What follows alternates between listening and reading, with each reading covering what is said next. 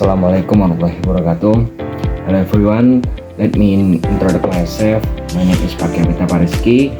My NPM number is 2441169. I am from class MNG 24C. Here I want to discuss with my friend and present the material on conducting marketing research.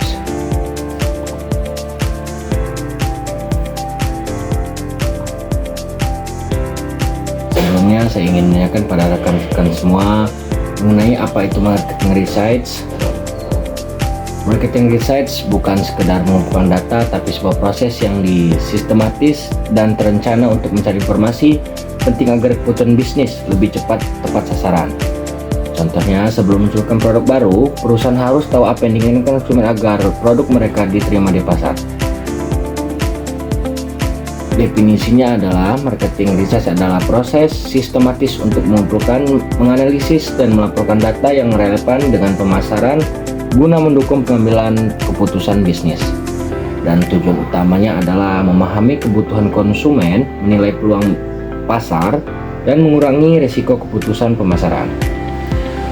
Dan berikut ada jenis-jenis penelitian pemasaran, yaitu yang pertama ada exploratory research untuk menemukan ide baru atau memahami masalah secara umum. Contohnya seperti wawancara, mendalam diskusi kelompok, dan lain sebagainya. Yang kedua ada descriptive research, yaitu menggambarkan karakteristik pasar atau perilaku konsumen.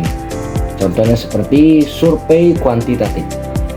Yang ketiga ada causal research, mencari hubungan sebab akibat antara variabel. Contohnya seperti eksperimen produk. Yang keempat yaitu ada proses marketing research. Secara garis besar, proses marketing research terdiri dari 5 tahap ini. Kita harus bahas satu persatu supaya jelas. Yang pertama yaitu ada menentukan masalah dan tujuan, menyusun rencana penelitian, mengumpulkan data, menganalisis data, dan menyajikan temuan. Yang berikutnya yaitu menentukan masalah dan tujuannya. Langkah-langkah pertama dan paling penting adalah menentukan masalah yang ingin diselesaikan.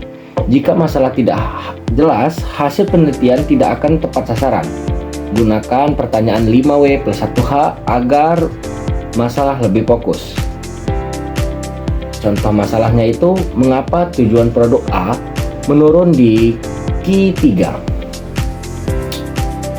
Lanjut ke slide yang nomor 6, yaitu menyusun rencana penelitian. Setelah masalah jelas, kita buat rencana bagaimana mendapatkan data yang kita butuhkan. Data primer artinya data baru yang kita kumpulkan sendiri, sedangkan sekunder adalah data yang sudah ada seperti laporan industri. Rencana yang matang akan menghindarkan kita dari pemborosan waktu dan biayanya.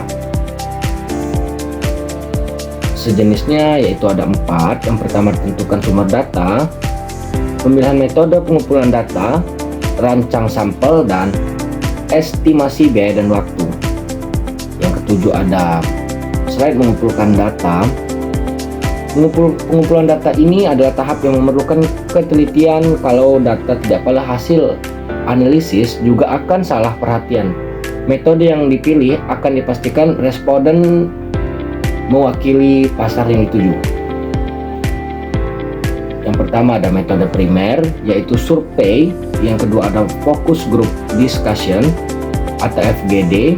Yang ketiga ada observasi langsung.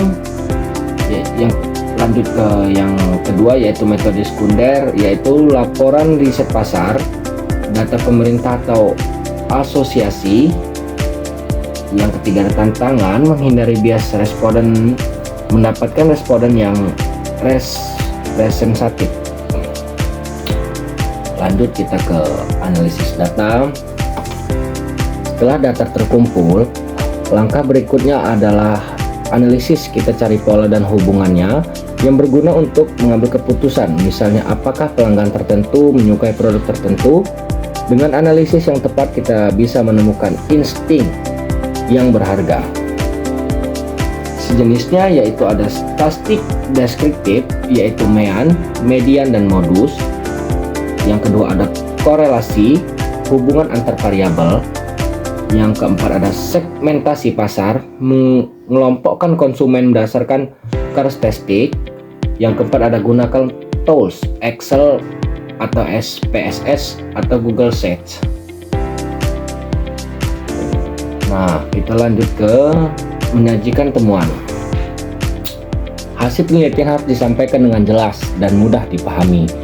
Jangan hanya memaparkan data, tapi jelaskan apa artinya dan apa yang harus dilakukan perusahaan berdasarkan temuan tersebut.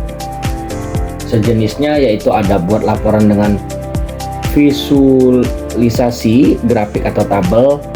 Yang kedua ada sajikan insight utama atau rekomendasi. Yang ketiga ada gunakan bahasa yang mudah dimengerti. Yang keempat ada fokus pada tindakan yang bisa diambil. Nah, kita langsung masuk ke kesalahan umum dan dalam marketing research. Seringkali kegagalan riset disebabkan oleh kesalahan ini. Jadi penting untuk memperhatikan detail dan memastikan setiap langkah dilakukan dengan benar.